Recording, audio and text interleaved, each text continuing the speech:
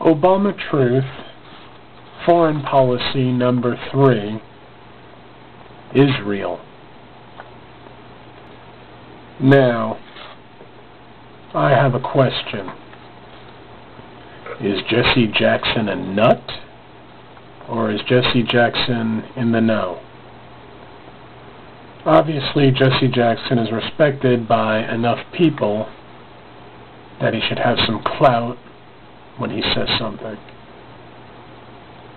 Furthermore, his son works for Obama's campaign. And anybody who thinks the son doesn't talk to the father must be very much mistaken.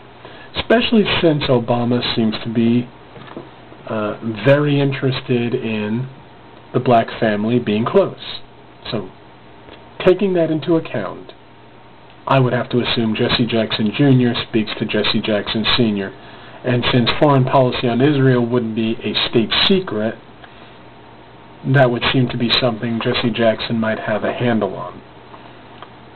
Well, be that as it may, Jesse Jackson's remark that when Obama gets into office, Zionists will lose their strength and Israel will lose its advantage, and I'm paraphrasing, what does this mean? Well, certainly, to me, looking at it from a practical point of view, if Israel was to lose its advantage, and again paraphrasing, that means that their negotiations would have less power with the PLO, their neighbors. And how does Obama figure into that? Well, that remains to be seen. What power does he have over the Israelis? Also, would Israel lose its advantage in America? Does he mean, or does Jesse Jackson mean, that Israel will lose some of its funding from the United States? Now, I know a lot of people might think, well, that's good, we need to stop funding some things, certain things, those things. I don't believe that. I think we need to keep funding. Israel's a free country in an area where freedom is at a minimum, a large price to pay. We don't want to see that area swamped. It's a strategic area.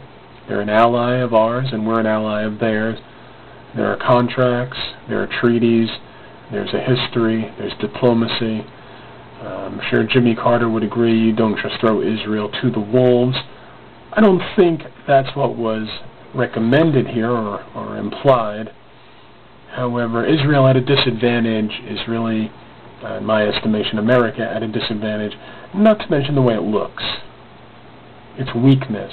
In what way would we give up on a 60-year commitment? And Zionism losing strength, that's more like a slap in the face.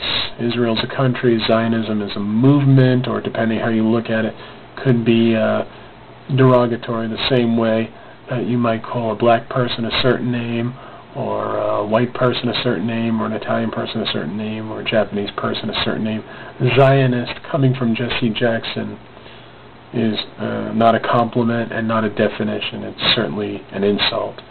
So the Zionists will lose their strength.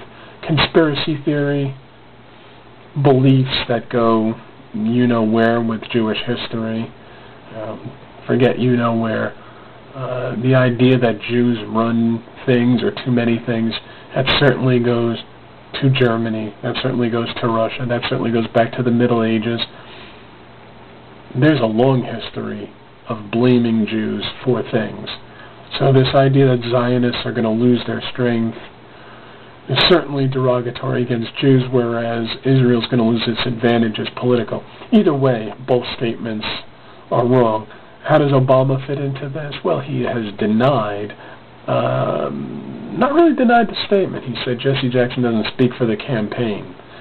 My question is, well, who does speak for the campaign? How come we haven't heard, this is what Jackson said, and here's what we believe, and here are the differences, and I would disregard what Jesse Jackson says? We haven't heard this. We've heard a discrediting of Jesse Jackson. I think that speaks a few volumes. If we hear silence,